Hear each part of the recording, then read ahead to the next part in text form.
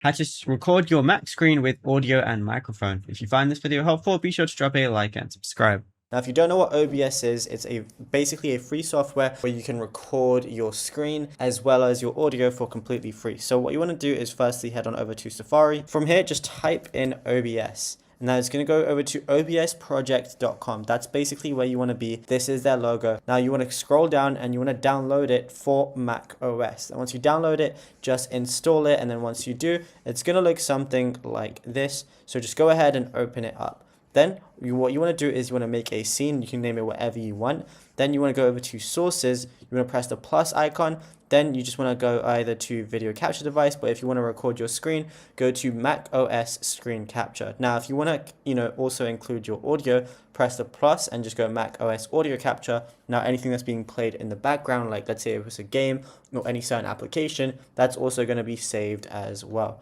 So then if you want to have your mic, as you can see, my mic's being recorded right now, all you want to do is go over to your settings. Then from your settings, go over to the audio tab, which is the 5th option. And then just make sure that your mic auxiliary audio is, whatever you need it to be. So mine's default, which is just, the MacBook itself. And then that's it. You'll be good to go.